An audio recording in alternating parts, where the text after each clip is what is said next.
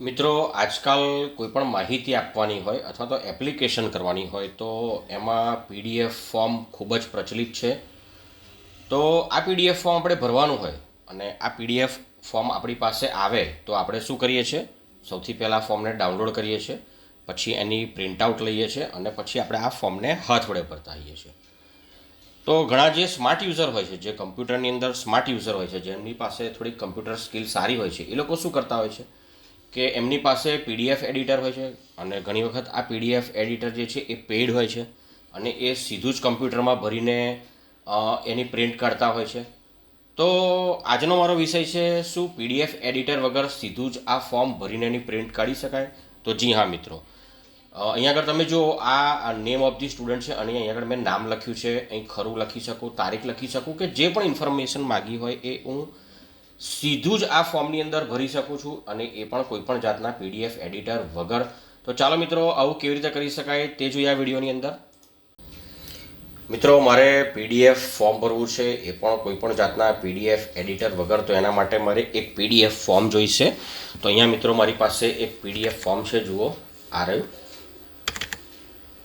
તો હું આની પર રાઈટ ક્લિક કરીશ, સેમ્પલ ફોર્મ છે, પછી ઓપન વિથમાં જઈશ અને ઓપન વિથમાં ગયા પછી હું માઇક્રોસોફ્ટ એજ પસંદ કરીશ. જો તમારા કમ્પ્યુટરમાં માઇક્રોસોફ્ટ એજ ના હોય તો તમે ડાઉનલોડ કરી લેશો મિત્રો. માઇક્રોસોફ્ટ એજ એ ગૂગલની જેમ એક બ્રાઉઝર છે મિત્રો, સરસ મજાનું બ્રાઉઝર છે, માઇક્રોસોફ્ટ કંપનીનું બ્રાઉઝર છે અને એની મદદથી તમે આ પીડીએફ ફોર્મને એડિટ કરી શકો છો અથવા તો પૂરા ફોર્મને તમે ભરી શકો છો. ચાલો હું આની પર ક્લિક કરું છું, આ ફોર્મને ઓપન કરું છું માઇક્રોસોફ્ટ એજ વડે. તો મિત્રો મારું ફોર્મ ઓપન થઈ ગયું છે. અહીં સ્કૂલ એડમિશન ફોર્મ છે, આવું કોઈ પણ સેમ્પલ ફોર્મ લઈ શકાય છે. અને પહેલું છે નેમ ઓફ ધી સ્ટુડન્ટ. અહીં મારે નામ લખવું છે, તો હું ક્લિક કરીને કશું લખી શકતો નથી. તો સૌથી પહેલાં હું આ ટેક્સને પસંદ કરીશ. અહીં જુઓ લખ્યું છે, આની ઉપર જવું તો અહીં લખેલું આવે છે એડ ટેક્સ. એની પર ક્લિક કરું છું. હવે અહીં ક્લિક કરું છું અને હવે હું નામ લખીશ તો નામ લખી શકું છું. મેં નામ લખી દીધું છે મિત્રો અને એડજસ્ટ કરી શકું છું, આગળ પાછળ કરી શકું છું. આનો કલર જે છે એ બદલી શકું છું. અહીંથી બ્લેક કરી દઉં છું, બહાર ક્લિક કરું છું તો લખેલું આવી જાય છે. ફરી પાછો મારે સુધારો કરવો છે, એની પર ક્લિક કરું છું, આગું પાછું કરી શકું છું અને અહીં આગળ આવું તો હું આ ટેક્સ્ટને મોટા કરી શકું છું, મારી જરૂર પ્રમાણે નાના પણ કરી શકું છું. એટલું જ નહીં, અહીંયા આગળ જુઓ શું છે, ઇન્ક્રીઝ ટેક્સ્ટ સ્પેસિંગ. એટલે હું કરીશ તો આ ટેક્સ્ટની વચ્ચે સ્પેસ વધારે થશે અને ઘટાડે થશે. તો મારી જરૂર પ્રમાણે હું ટેક્સ્ટની સ્પેસ પણ સેટ કરી શકું છું અને મને એમ થાય કે મેં આ લખ્યું છે ખોટું લખાઈ ગયું છે તો હું એને ડિલીટ પણ કરી શકું છું. બહાર ક્લિક કરી શકું છું, ફરી પાછું સુધારો કરવા એની પર ક્લિક કરું છું અને કંઈક રહી ગયું હોય તો આગું પાછું કરી અને એને હું સુધારો પણ કરી શકું છું મિત્રો. તો આ રીતે ટેક્સ્ટ લખી શકાય છે આની અંદર.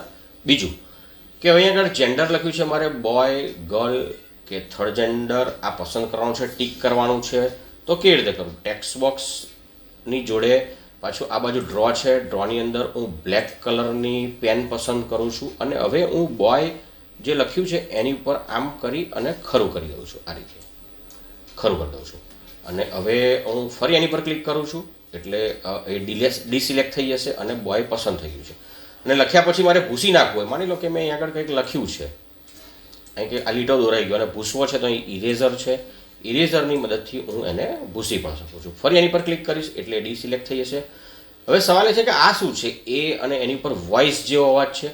તો આ જે ફોર્મ જે છે એને હું કોમ્પ્યુટર દ્વારા વંચાવી શકું છું મિત્રો. ચાલો હું આની પર રીડ અલાઉડ કરીશ.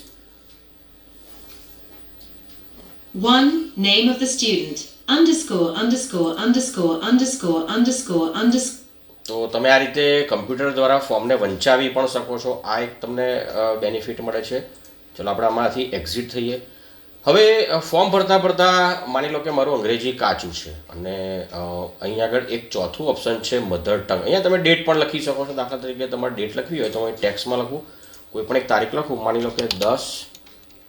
હવે આ સેટ નથી થતું તો હું અને અહીં એકને લાવી દઈશ, પછી અહીં આગળ કર્સર લાવીશ અને હું સ્પેસ આપી દઈશ માઉસ વડે અને એને એડજસ્ટ કરી દઈશ. સ્પેસિંગથી પણ કરી શકો છો તમે. અને પછી આગળ જાઉં છું, હું અહીંયા લખું છું માની લો કે 3જો મહિનો તો 0. હજી આગળ જાઉં છું 3 અને વર્ષ મારે પસંદ કરવું છે તો માની લો કે હું વર્ષ પસંદ કરું છું 1900 હવે ફરી પાછી સ્પેસ આપી દઉં છું, આની પાછળ જાઉં છું અને માની લો કે 9 અને અહીંયા 90 કરવા છે તો 0 લખી દઉં છું.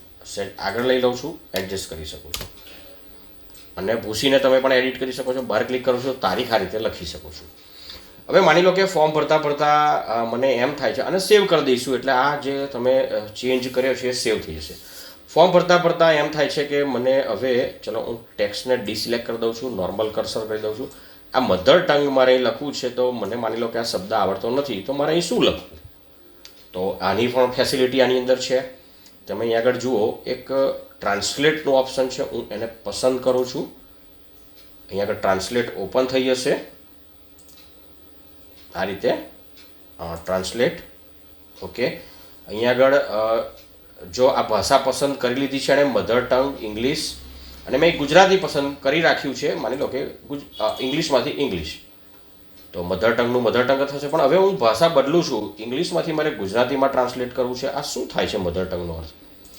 તો હું આને પસંદ કરીશ તો મધર ટંગનો મતલબ થાય છે માતૃભાષા.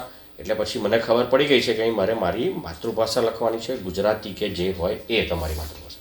તો આ રીતે તમે કોઈપણ જાતના થર્ડ પાર્ટી સોફ્ટવેર અગર મિત્રો પીડીએફ ફોર્મ ભરી શકો છો અને તમે સેવ કરીને પીડીએફ ફોર્મેટમાં સેવ કરી શકો છો અને અહીંયા આગળ તમે જોઈ શકો છો પ્રિન્ટ પણ કરી શકો છો, બરાબર છે. અને તમે સેવ કરી અને પ્રિન્ટ કરી અને મેલ પણ કરી શકો છો અને આ રીતે તમે કોઈપણ જાતના third party PDF editor software વગર તમારું ફોર્મ જે છે ખૂબ સરસ રીતે ભરી શકો છો.